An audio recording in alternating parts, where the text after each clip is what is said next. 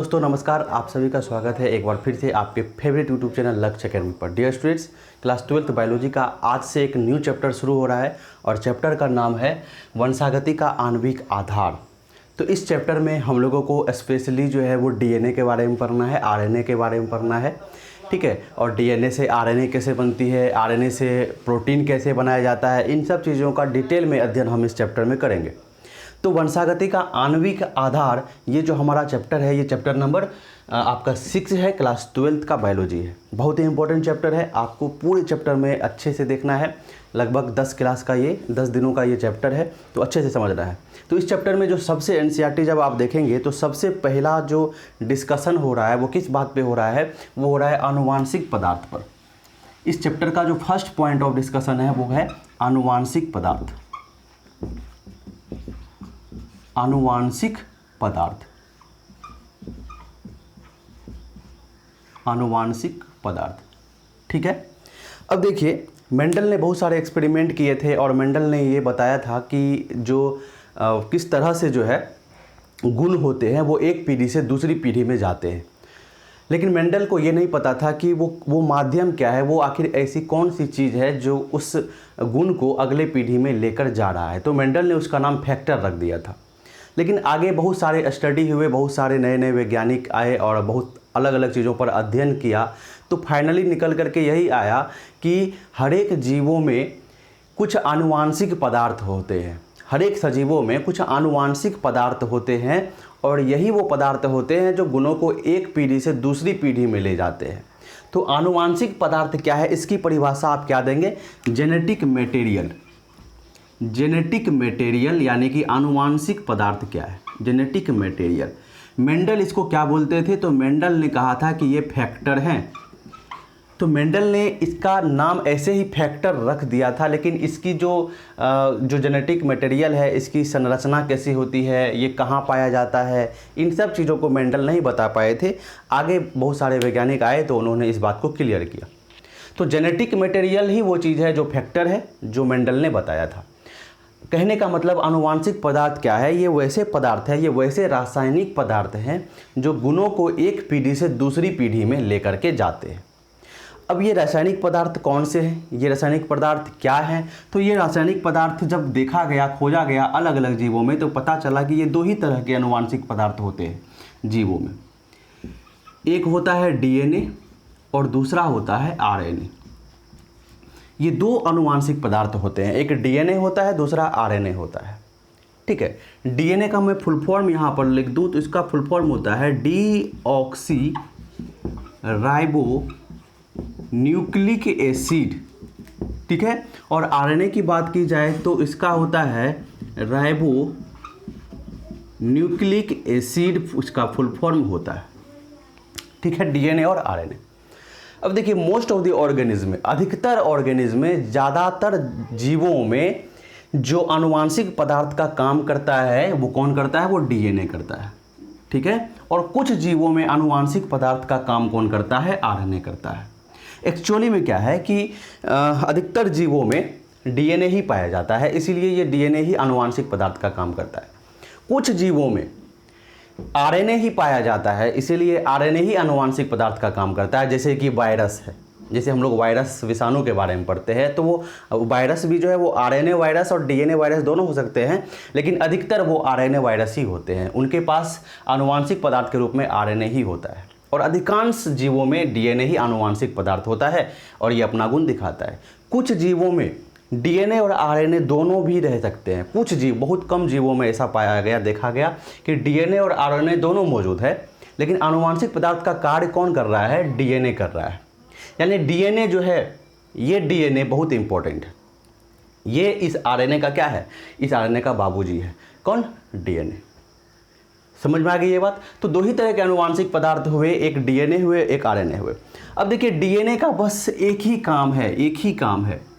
DNA का बस एक ही काम है, वो है गुणों को क्या करना?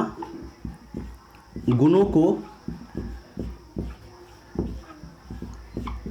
पीढ़ी दर पीढ़ी आगे बढ़ाना, पीढ़ी दर पीढ़ी आगे बढ़ाना, ठीक है। ये क्या करते हैं कि गुणों को आगे लेकर जाते हैं। डीएनए कहाँ होता है? क्रोमोजोम पर होता है, गुणसूत्र पर होता है, आप लोग जानते ही होंगे बहुत बार इसके बारे में।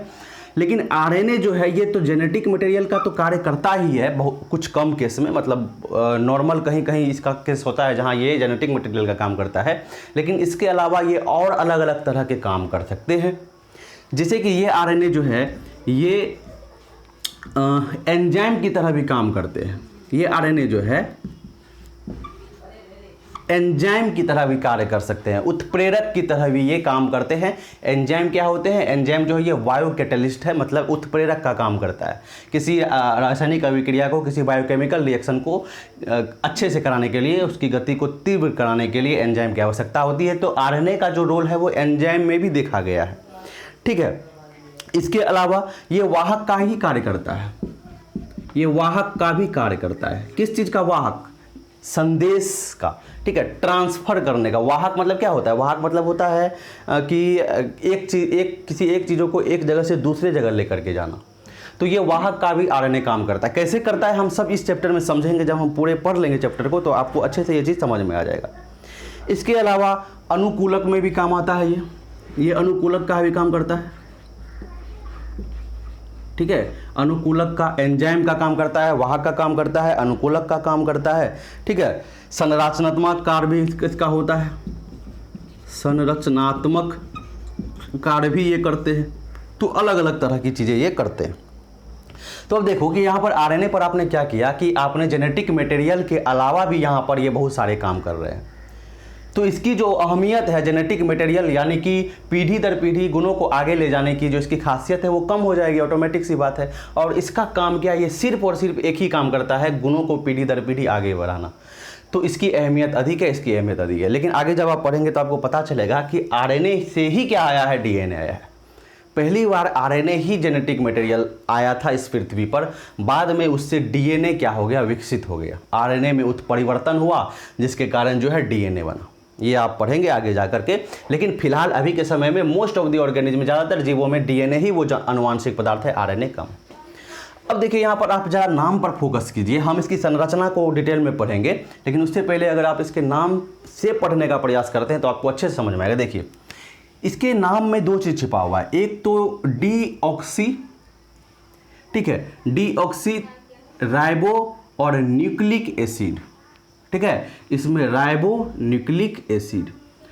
तो इसकी संरचना की तरफ हम चलते हैं। लेकिन देखिए यहाँ पर क्या क्या चीज़ है। देखिए डीऑक्सी, डी का मतलब क्या होता है? डी का मतलब होता है कमी, ऑक्सी का मतलब होता है ऑक्सीजन, यानी कि इस डीएनए में ऑक्सीजन की कमी है। कहाँ पर कमी है? तो राइबो, राइबो क्या होता है? शुगर होता है, शर्करा होता है जो इस डीएनए में पाया जाता है। इस राइबो शुगर से एक ऑक्सीजन की कमी है, ठीक है। और न्यूक्लिक एसिड नाम क्यों है? क्योंकि इस डीएनए हो या आरएनए हो, इन दोनों में ही अम्लीयता देखी जाती है, ठीक है, अम्लीय प्रकृति होती है, एसिडिक नेचर होता है। क्योंकि इसके अंदर क्या पाया जाता है? इसके अंदर फॉस्फेट पाया जाता है। तो चलिए इन सब बातों को हम दूर रखते हैं। सबसे पहले हम डीएनए के स्ट्रक्चर को पढ़ने वाले हैं, डीएनए की संरचना को पढ़ने वाले हैं। दो तरह की इसकी संरचना दी जाती है। एक हम लोग नॉर्मल इसकी संरचना पढ़ेंगे, दूसरा जो वाटसन और क्रिक के द्वारा जो दिया गया था इसकी संरचना के बारे में बताया गया था, हम उसके बारे में अगले क्लास में पढ़ेंगे, ठीक है। देखिए यहाँ पर तो सबसे पहले देखिए हम तो ये समझ लेते हैं कि न्यूक्लिक एसिड क्या होता है, क्योंकि न्यूक्लिक एसिड इसमें भी है, न्यूक्लिक एसिड इसमें भी है। तो डीएनए और आरएनए की संरचना को शुरू करने से पहले हम न्यूक्लिक एसिड को समझ लेंगे तो हमें इनकी संरचना भी अच्छे तरीके से समझ में आ जाएगी। चलिए शुरू करते हैं, चलते हैं आगे। देखिए बच्चों यहाँ पर न्यूक्लिक एसिड के बारे में हम जान लेते हैं, क्योंकि डीऑक्सी राइबो न्यूक्लिक एसिड उसमें भी था और राइबो न्यूक्लिक एसिड उसमें भी था। तो न्यूक्लिक एसिड क्या होता है? न्यूक्लिक अम्ल क्या होता है? तो देखिए इसकी जो परिभाषा है, यानी ये क्या चीज़ होती है? तो ये पॉलीन्यूक्लियोटाइड चेन होती है। इसको हम क्या बोलते हैं? इसको बोलते हैं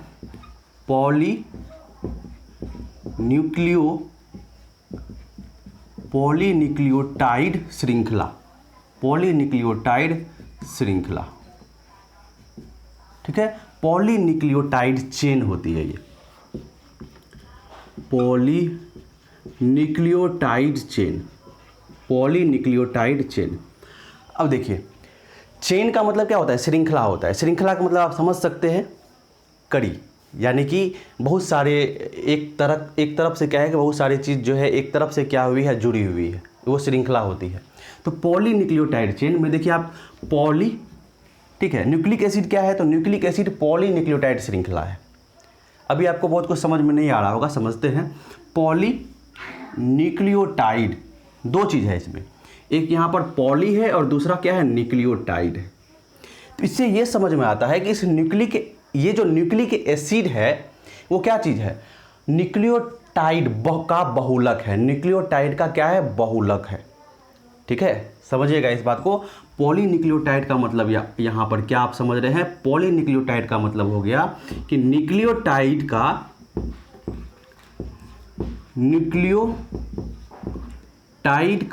बहुलक, न्यूक्लियोटाइड का बहुलक। पॉलीमर शब्द का मतलब बहुलक होता है। कहने का मतलब कि बहुलक का मतलब क्या होता है कि बहुत छोटे छोटे चीज़ मिलकर एक बड़ा चीज़ बन जाना। तो यहाँ पर भी क्या है, यहाँ पर न्यूक्लियोटाइड, बहुत सारे न्यूक्लियोटाइड मिलकर क्या होंगे, एक बड़े श्रृंखला का निर्माण करेंगे। बहुत सारे न्यूक्लियोटाइड मिलकर एक बड़े श्रृंखला का निर्माण करेंगे, जिसको पॉलीन्यूक्लियोटाइड बोला जा रहा है। तो ये हो गया पॉलीन्यूक्लियोटाइड चेन। एक बार फिर से चलिए, न्यूक्लिक एसिड क्या है, तो न्यूक्लिक एसिड पॉलीन्यूक्लियोटाइड श्रृंखला है। अब बात आती है पॉलीन्यूक्लियोटाइड क्या है, तो पॉलीन्यूक्लियोटाइड का मतलब है न्यूक्लियोटाइड का बहुलक, यानी बहुत सारे न्यूक्लियोटाइड आपस में जुड़े हुए हैं, तो ये बन गया पॉलीन्यूक्लियोटाइड। ऐसे समझिए, बहुत सारे न्यूक्लियोटाइड जो है वो आपस में जुड़े हुए हैं, तो क्या बन गया, पॉलीन्यूक्लियोटाइड। और पॉलीन्यूक्लियोटाइड ही क्या है, न्यूक्लिक अम्ल, यानी पॉलीन्यूक्लियोटाइड चेन क्या बन गया, वो न्यूक्लिक अम्ल बन गया। समझ में आ गई बात। तो फाइनली हमें यह समझ में आया कि हमें न्यूक्लियोटाइड के बारे में पढ़ना होगा कि ये न्यूक्लियोटाइड क्या चीज़ है ना। न्यूक्लियोटाइड के बारे में जान लेंगे तब हमें पता चल जाएगा कि बहुत सारे न्यूक्लियोटाइड को मिला दो तो पॉलीन्यूक्लियोटाइड मिल जाएगा, और पॉलीन्यूक्लियोटाइड की जो श्रृंखला तैयार होगी वही क्या होगा, हमारा न्यूक्लिक अम्ल होगा। ठीक है, तो यहाँ पर देखो पॉलीन्यूक्लियोटाइड का बहुलक है। तो पॉलीन्यूक्लियोटाइड, सबसे पहले हम न्यूक्लियोटाइड समझते हैं ये क्या चीज़ होता है। देखिए, न्यूक्लियोटाइड में जो है वो तीन चीज़ होते हैं। न्यूक्लियोटाइड के अंदर क्या होता है, तीन चीज़ होता है। ठीक है, एक होता है नाइट्रोजनी क्षार,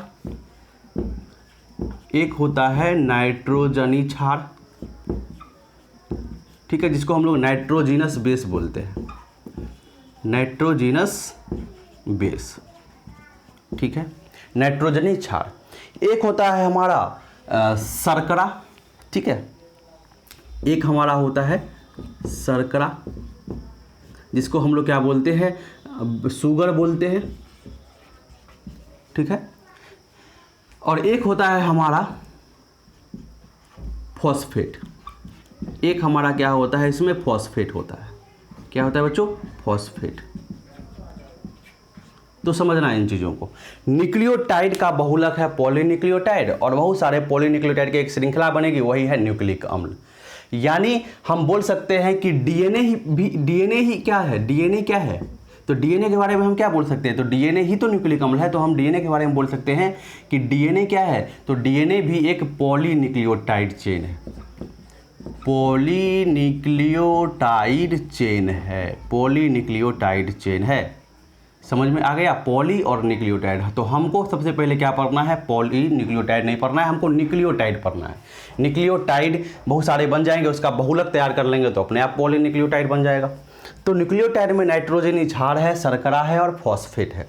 ठीक है, चलिए, नाइट्रोजनी क्षार जो है ये कितने प्रकार के होते हैं, ये नाइट्रोजनी क्षार जो है ये 5 होते हैं। ये नाइट्रोजनी क्षार टोटल कितने होते हैं, टोटल 5 होते हैं, लेकिन इसका भी 2 ग्रुप है, पहले उसको देख लेते हैं। एक इसका ग्रुप है प्यूरिन, एक इसका ग्रुप है प्यूरिन, और दूसरा इसका ग्रुप है पैरीमिडीन, दूसरा इसका ग्रुप है पैरीमिडीन, प्यूरिन और पैरीमिडीन। देखो प्यूरिन के अंदर क्या क्या आता है, तो प्यूरिन के अंदर एडेनिन और गुआनिन आता है। प्यूरिन के अंदर क्या आता है, एडेनिन, इसको हम लोग ए से दर्शाते हैं, और आता है गुआनिन, इसको हम लोग जी से दर्शाते हैं। पैरीमिडीन के अंतर्गत जो है 3 आते हैं। कौन कौन आते हैं, तो थायमिन आता है, इसको टी से दर्शाते हैं। ठीक है, adenine, guanine, thymine, cytosine, cytosine, इसको हम लोग C से दर्शाते हैं, और एक आता है यूरासिल। एक क्या आता है? यूरासिल। यूरासिल। देखो बच्चों, कहने का मतलब ये है कि हमारा डीएनए भी पॉलीन्यूक्लियोटाइड चेन है, और आरएनए भी हमारा क्या है? आरएनए भी हमारा पॉलीन्यूक्लियोटाइड चेन है। यानी डीएनए की बात करें या आरएनए की बात करें, ये दोनों ही पॉलीन्यूक्लियोटाइड चेन ही है। लेकिन इस दोनों के पॉलीन्यूक्लियोटाइड चेन में कुछ अंतर होता है, उस अंतर को हम साथ ही साथ देखते चलेंगे। ठीक है, चलो। तो पॉलीन्यूक्लियोटाइड चेन सबसे पहले समझते हैं। तो न्यूक्लियोटाइड का बहुलक है वो, तो न्यूक्लियोटाइड क्या है? इसमें नाइट्रोजनी क्षार है, शर्करा है, और क्या है? फॉस्फेट है। ये नाइट्रोजनी शर्करा जो है वो क्षार जो है वो दो तरह के हो सकते हैं, प्यूरिन और पैरामिडिन। प्यूरिन में दो तरह के बेस होते हैं, है ना, एडेनिन और ग्वानिन, और पैरामिडिन में तीन तरह के बेस होते हैं, क्षार होते हैं, थायमिन, साइटोसिन और यूरासिल। समझ में आ गई ये बात? चलिए अब शर्करा की बात करते हैं। अब जरा सा यहाँ देख लेते हैं कि कौन डीएनए में होता है और कौन आरएनए में होता है। देखिए यहाँ पर डीएनए और आरएनए में बस इतना फर्क है कि डीएनए में क्या होता है कि थायमिन होता है, और आरएनए में इस थायमिन की जगह क्या होता है? यूरासिल होता है।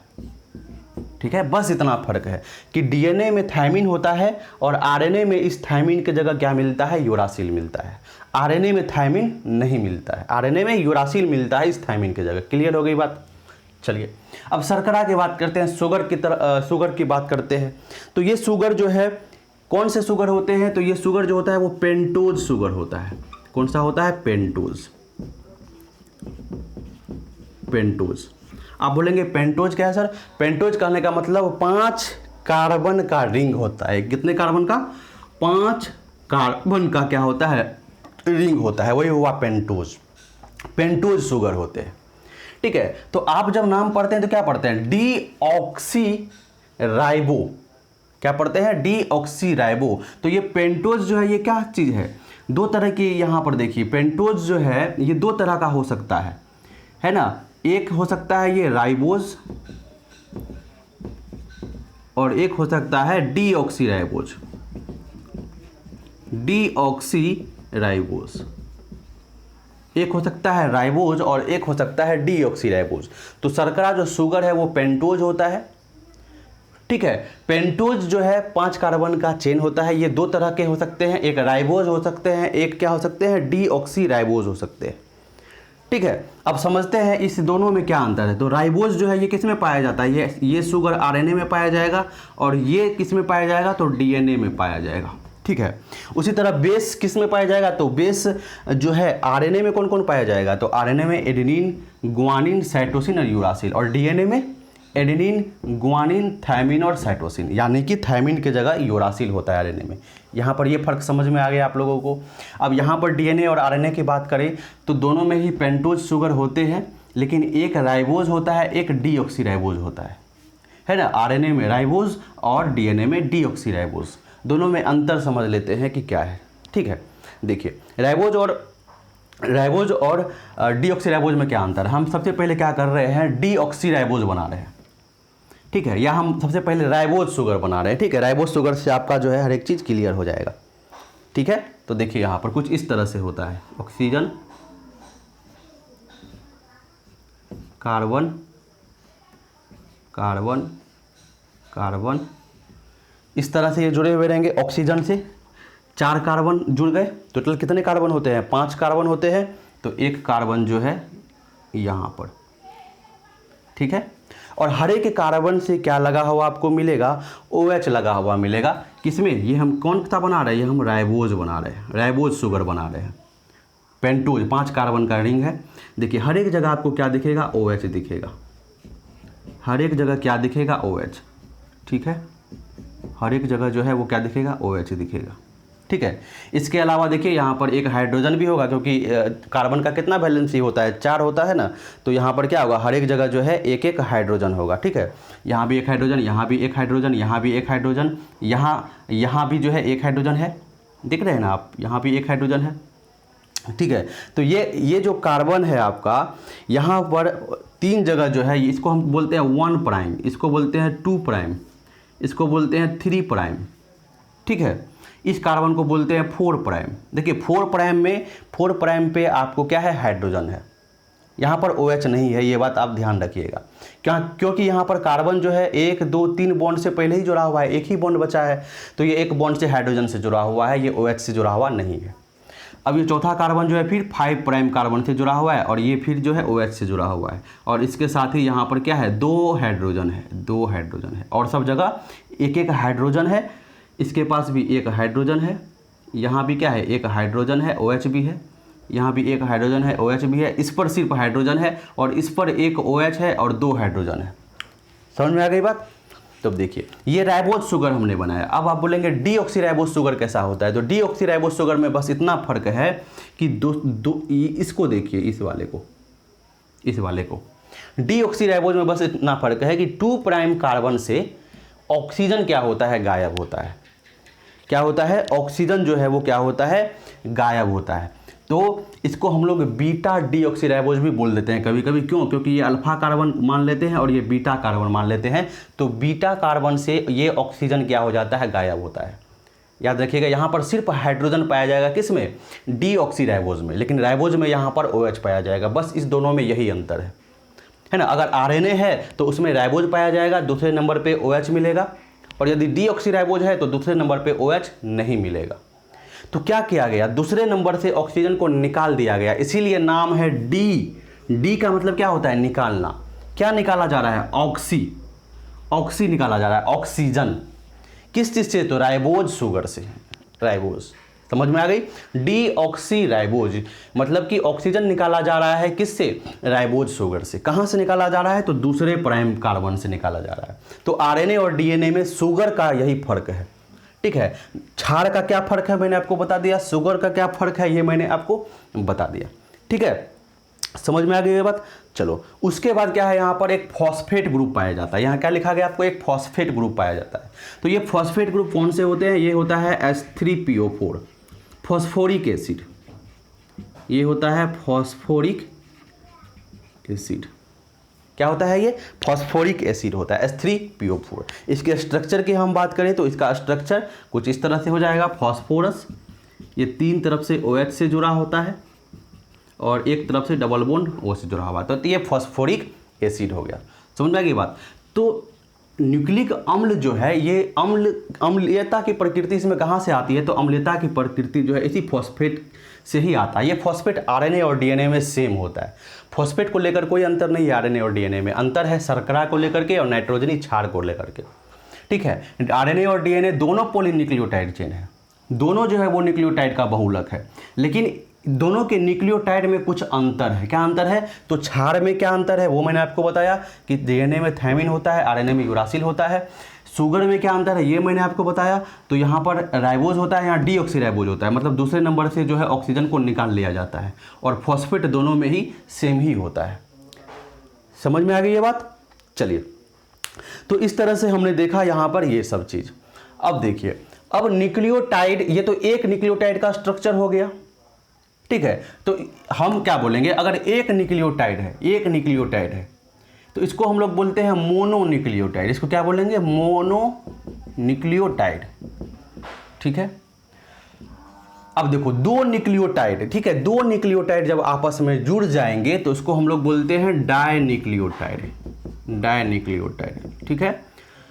और अगर बहुत सारे न्यूक्लियोटाइड है ना, 2 से अधिक हम लिखते हैं, 2 से अधिक न्यूक्लियोटाइड, ये 2 से अधिक न्यूक्लियोटाइड जब आपस में जुड़ जाएंगे तो ये क्या बन जाएंगे, ये पॉलीन्यूक्लियोटाइड बन जाएंगे।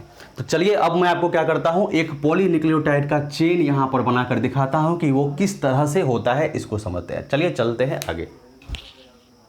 अब जरा गौर से देखिएगा, मैंने यहाँ पर एक पॉलीन्यूक्लियोटाइड चेन बनाया। ये क्या चीज़ है, ये पॉलीन्यूक्लियोटाइड का चेन है, पॉलीन्यूक्लियोटाइड का चेन, ठीक है। तो DNA या RNA क्या होते हैं, ये पॉलीन्यूक्लियोटाइड चेन होते हैं। कहने का मतलब बहुत सारे न्यूक्लियोटाइड आपस में जुड़े होते हैं। तो यहाँ पर देखिए, ये एक न्यूक्लियोटाइड, ये दूसरा न्यूक्लियोटाइड, ये तीसरा न्यूक्लियोटाइड। कैसे आपको पता चल रहा है ये न्यूक्लियोटाइड है, तो देखिए ये क्या चीज़ है, ये बेस है, ये डब्बा जो दिख रहा है आपको, इसको मैंने बेस लिया है, ये शुगर है और ये फॉस्फेट है। ये बेस है, ये शुगर है, ये फॉस्फेट है, ये बेस है, ये शुगर है, ये फॉस्फेट है। तो ये एक न्यूक्लियोटाइड, ये एक न्यूक्लियोटाइड, ये एक न्यूक्लियोटाइड। तो 2 से अधिक न्यूक्लियोटाइड हमने यहाँ पर कितना लिया है, 3 न्यूक्लियोटाइड लिया है। असल में यहाँ पर न्यूक्लियोटाइड की संख्या लाखों में हो सकती है, ये बात ध्यान में रखिएगा, ठीक है। हम यहाँ पर 2 से अधिक ले रहे हैं क्योंकि ना बोर्ड इतना बड़ा है और ना इतना संभव है कि हर एक मतलब इतने को लिया जा सके। समझाने के लिए 3 न्यूक्लियोटाइड को हमने लिया है, एक ये मोनोन्यूक्लियोटाइड, ये दोनों मिलकर डाइन्यूक्लियोटाइड और ये तीनों मिलकर क्या हो गए, पॉलीन्यूक्लियोटाइड हो गए। Base sugar phosphate, base sugar phosphate, base sugar phosphate, इस तरह से। तो समझिएगा इसको अच्छे से, किस तरह से जो है ये पॉलीन्यूक्लियोटाइड चेन बन रहा है। तो पहली बात तो ये है कि बहुत सारे न्यूक्लियोटाइड आपस में जुड़ रहे हैं, लेकिन जुड़ किस तरह से रहे हैं इसको देखिएगा। देखिए ये एक बेस है, हमने बेस, ये एक क्षार है, हम आपको पता है 5 तरह की क्षार होती है, ठीक है ना, 5 तरह की क्षार होती है। तो 5 तरह की जो क्षार होती है उसमें डीएनए में कौन होता है, आरएनए में कौन होता है, ये आपको पता है। मैंने यहाँ पर खाली क्यों छोड़ा है, इसलिए छोड़ा है कि अगर यहाँ पर यू आ जाए बेस की जगह, अगर कहीं पर भी पॉलीन्यूक्लियोटाइड चेन में अगर यू आ रहा है, इसका मतलब ये आरएनए का पॉलीन्यूक्लियोटाइड चेन बना है, ये आरएनए बना है, समझ रहे हैं ना। और यदि इसके जगह पर अगर थायमिन हो या और भी कोई हो, एडेनिन हो, ग्वानिन हो, साइटोसिन हो, कोई भी यहाँ पर अगर बेस हो, थायमिन, एडेनिन, ग्वानिन, ये सब चीज़ हो, तो फिर ये किसका बेस है, किसका पॉलीन्यूक्लियोटाइड चेन है, ये डीएनए का है, समझ रहे हैं। बस यहाँ पर हम बेस इसलिए खाली छोड़ रहे हैं कि आप जो मान लीजिए आप यदि यूरासिल रखते हैं, यू रखते हैं, तो फिर ये आरएनए का बन जाएगा, उसके अलावा और सब चीज़ों को रखते हैं तो डीएनए का बनेगा, ठीक है। शुगर को भी मैंने फ्री रखा है, यहाँ पर भी मैंने कहीं पर OH, H ये सब चीज़ नहीं दिखाया है ना। अंतर कहाँ पर है, इस 2 नंबर कार्बन पर अगर आप H रख देते हैं तो ये डीऑक्सीराइबोज, तो ये डीएनए का पॉलीन्यूक्लियोटाइड चेन बन जाएगा, और यदि आप यहाँ पर OH लगा देते हैं तो ये आरएनए का पॉलीन्यूक्लियोटाइड चेन बन जाएगा, ठीक है ना। बस यही चीज़ है, अंतर को समझना है। अब देखिए जोड़ा कैसे, इस बात को समझिए। देखिए यहाँ पर ये एक बेस है और यहाँ पर ये कार्बन है, इसको हम नंबरिंग कर दिए हैं 1 prime, 2 prime, 3 prime, 4 prime, 5 prime. तो समझिएगा इस चीज़ को। देखिए 1 प्राइम यहाँ पर क्या चीज़ था बताइए, यहाँ पर एक OH और एक H, यही था ना। यहाँ पर एक OH था और एक H था। तो देखिए यहाँ पर OH जो था वो तो अभी भी है, लेकिन यहाँ पर अब H नहीं है, हाइड्रोजन नहीं है। तो हाइड्रोजन कहाँ गया, तो इस कार्बन का हाइड्रोजन और इस बेस का OH, ये दोनों OH, यहाँ से OH और यहाँ से हाइड्रोजन निकल गया, यानी यहाँ से एक वाटर मॉलिक्यूल निकल रहा है। समझ में आ गई बात। इस कार्बन से हाइड्रोजन निकल रहा है, इस बेस से OH निकल रहा है। क्षार है, बेस है, तो उसके पास तो OH होगा ही, केमिस्ट्री पढ़ते हैं आप लोग। तो इसका OH और इसका H निकल गया, तो क्या हो गया, यहाँ से एक H2O निकल गया। तो बेस कहाँ जुड़ रहा है, तो कार्बन के फर्स्ट प्राइम पर जुड़ रहा है, फर्स्ट नंबर पर, याद रखिएगा। और यहाँ से एक H2O निकल रहा है, ठीक है। चलते हैं अब देखिए यहाँ पर इसके 5 प्राइम कार्बन पर देखिए, और यहाँ पर एक फॉस्फेट ग्रुप हमने लिया है। तो देखिए फॉस्फेट ग्रुप का मैंने आपको बताया था स्ट्रक्चर कि यहाँ पर OH, ठीक है, और यहाँ पर भी OH और ऊपर में डबल बॉन्ड ऑक्सीजन। तो यहाँ का H गायब है, यहाँ H दिख रहा है आपको, नहीं दिख रहा है, यहाँ सिर्फ ऑक्सीजन है, तो कहाँ गया। अब देखिए इस कार्बन पे कितना है, इस कार्बन पे जो है 2 हाइड्रोजन है, ठीक है। तो देखिए कार्बन 1, 2, 1, 3 और 1, 4। अब देखिए यहाँ पर क्या था बताइए, यहाँ पर क्या चीज़ था, यहाँ पर OH, देखिए मैं आपको थोड़ा सा दिखाता हूँ। यहाँ पर OH था ना, 5वें नंबर पे CH2 था और OH था। तो हुआ क्या कि यहाँ पर हाइड्रोजन था, यहाँ पर OH था। तो इसका हाइड्रोजन, फॉस्फेट ग्रुप का हाइड्रोजन और इस वाले कार्बन पर जो OH था वो यहाँ से निकल गया। OH निकल गया यहाँ से, H निकल गया यहाँ से, तो यहाँ से भी क्या हो गया, एक H2O निकल गया, और ये OH यहाँ से क्या हो गया, गायब हो गया। तो कार्बन से इस बार OH निकला, ऑक्सीजन से H निकला, तो यहाँ पर क्या निकल गया, H2O निकल गया। यहाँ पर क्या हुआ था कि बेस से OH निकला था और कार्बन से H निकला था, तो यहाँ से भी एक H2O निकल गया था, और ये दोनों एक बॉन्ड बनाकर जुड़ गए थे। तो एक न्यूक्लियोटाइड में, एक न्यूक्लियोटाइड की हम बात करते हैं, तो एक न्यूक्लियोटाइड में 2 तरह के बॉन्ड दिख रहे हैं, एक बेस क्षार और शुगर के बीच में, पहले प्राइम के कार्बन से जुड़ा हुआ एक ये बॉन्ड दिख रहा है। दूसरा हमें क्या दिख रहा है, दूसरा फॉस्फेट और 5 प्राइम कार्बन से जुड़ा हुआ हमें ये बॉन्ड दिख रहा है। 2 बॉन्ड हमें यहाँ पर दिख रहे हैं, और दोनों ही बॉन्ड से यहाँ पर कितने वाटर निकले हैं, एक यहाँ से एक यहाँ से, यानी एक न्यूक्लियोटाइड को बनाने में 2 वाटर मॉलिक्यूल निकलते हैं। माइंड में सेट कर लीजिए, 2 वाटर मॉलिक्यूल निकलते हैं, माइंड में सेट कर लीजिए। और इन दोनों का बॉन्ड का नाम क्या है, तो देखिए मैंने यहाँ पर लिखा है क्षार से शर्करा को जोड़ने वाला, है ना। ये क्षार है, ये शर्करा है, बेस है। तो इस दोनों को जोड़ने वाला ये बॉन्ड क्या कहलाता है, एन ग्लाइकोसिडिक बॉन्ड कहलाता है। एकदम कॉन्सेप्ट को क्लियर करना है, याद कर लेना है कि इस बेस और इस क्षार को जोड़ने वाला ये बॉन्ड जहाँ से वाटर निकल रहा है, इस बॉन्ड को क्या बोलते हैं? एन ग्लाइकोसिडिक बॉन्ड बोलते हैं। यहाँ से कार्बन का हाइड्रोजन निकल रहा है, बेस का OH निकल रहा है। क्लियर हो गई? अब चलिए इस बॉन्ड को क्या कहते हैं? तो देखिए, फॉस्फेट और शुगर को जोड़ने वाला बॉन्ड, ये शुगर ये फॉस्फेट, इसको जोड़ने वाला बॉन्ड, तो यानी कि शर्करा और फॉस्फेट को जोड़ने वाला बॉन्ड कहलाता है फॉस्फोएस्टर बॉन्ड। क्या कहलाता है? Phosphoester bond. यहाँ से भी एक H2O निकल रहा है। फर्क इतना है कि यहाँ पर कार्बन का क्या जा रहा है? कार्बन का OH जा रहा है और इसका H जा रहा है। ठीक है ना, क्योंकि ये एसिडिक नेचर का है, अम्लीय प्रकृति इसी के कारण आती है, फॉस्फेट के कारण। तो एसिड का क्या काम होता है? हाइड्रोजन को देना। तो इसका हाइड्रोजन और इसका OH यहाँ से निकल गया, H2O निकल गया। इस बॉन्ड को हम लोग बोलते हैं, शर्करा और फॉस्फेट को जोड़ने वाले बॉन्ड को बोलते हैं फॉस्फोएस्टर बॉन्ड बोलते हैं। तो आपको एक न्यूक्लियोटाइड के अंदर समझ में आ गई, दो बॉन्ड होती है, क्षार और शुगर से जोड़ने वाला एक बॉन्ड, और शुगर यानी कि शर्करा और फॉस्फेट से जोड़ने वाला एक बॉन्ड। दोनों जगह से एक एक H2O निकलते हैं, यानी एक न्यूक्लियोटाइड बनाने में, यानी मोनोन्यूक्लियोटाइड बनाने में दो H2O निकलते हैं और दो बॉन्ड बनता है। क्लियर हो गया? उसी तरह से इसमें भी कितने बॉन्ड बनेंगे? दो बॉन्ड बनेंगे, दो H2O निकलेगा यहाँ से और दो बॉन्ड बनेंगे। उसी तरह इस न्यूक्लियोटाइड में क्या होगा? दो बॉन्ड बनेंगे, यहाँ पर एक बनेगा और एक कहाँ पर बनेगा, और एक ये वाला बना। ठीक है, एक ये वाला जिसमें टिक लगा रहे और एक ये वाला, इसमें एक ये वाला और एक ये वाला। ठीक है, दो H2O निकलेगा, दो बॉन्ड बनेगा हर एक मोनोन्यूक्लियोटाइड में। देखिए, ये तो हर एक मोनोन्यूक्लियोटाइड की बात हो गई। अब हर एक मोनोन्यूक्लियोटाइड आपस में भी जुड़े रहते हैं, है ना, तब ना वो पॉलीन्यूक्लियोटाइड बनेगा। तो आपस में कैसे जुड़ रहा है इस चीज़ को देखिएगा। देखिए, इस न्यूक्लियोटाइड का देखिए 3 प्राइम का कार्बन, इस न्यूक्लियोटाइड का 3 प्राइम का कार्बन किससे जुड़ा हुआ है? फॉस्फेट ग्रुप से जुड़ा हुआ है। इसके फॉस्फेट ग्रुप से दूसरे न्यूक्लियोटाइड के फॉस्फेट ग्रुप से पहले न्यूक्लियोटाइड का 3 प्राइम का कार्बन जुड़ा हुआ है। एकदम माइंड में फिट कर लीजिएगा। देखिए, एक न्यूक्लियोटाइड का 3 प्राइम का कार्बन दूसरे न्यूक्लियोटाइड के फॉस्फेट ग्रुप से जुड़े हुए हैं। कैसे जुड़े हुए हैं? तो इसने अपना हाइड्रोजन दिया है और इसने अपना OH दिया है। इसने अपना हाइड्रोजन दिया है, इसने अपना OH दिया है, यानी यहाँ से भी क्या निकल रहा है? H2O निकल रहा है। ठीक है, और इस बॉन्ड को क्या कहते हैं? जो दो न्यूक्लियोटाइड को जोड़ने वाला जो ये बॉन्ड है, ये क्या कहलाता है? तो ये कहलाता है, देखो, दो न्यूक्लियोटाइड को जोड़ने वाला जो बॉन्ड है वो फॉस्फोडाइस्टर बॉन्ड कहलाता है। फॉस्फोडाइस्टर, दो को जोड़ रहा है ना यहाँ पर, इसलिए डाइस्टर नाम है, फॉस्फोडाइस्टर बॉन्ड। समझ में आ गई ये बात? उसी तरह देखो यहाँ पर इस न्यूक्लियोटाइड और इस न्यूक्लियोटाइड को ये दोनों कैसे जुड़ रहे हैं? तो देखो, इसका 3 प्राइम कार्बन और इसका फॉस्फेट ग्रुप, ये वाला बॉन्ड बन रहा है। यहाँ पर भी क्या हो रहा है? H2O निकल रहा है। ऑक्सीजन हाइड्रोजन दे रहा है और ये रिंग क्या कर रहा है? ये अपना OH दे रहा है, कार्बन। तो यहाँ से भी एक H2O निकल रहा है। यानी कि हर एक न्यूक्लियोटाइड में देखो यहाँ पर कि हर एक मोनोन्यूक्लियोटाइड में दो बॉन्ड होते हैं, एक ये और दो H2O निकलते हैं हर एक से। और दो न्यूक्लियोटाइड आपस में जुड़े होते हैं फॉस्फोडाइस्टर बॉन्ड से, यानी कि इसका कार्बन का 3 प्राइम और इसका फॉस्फेट का ये ऑक्सीजन से ये जुड़ा होता है।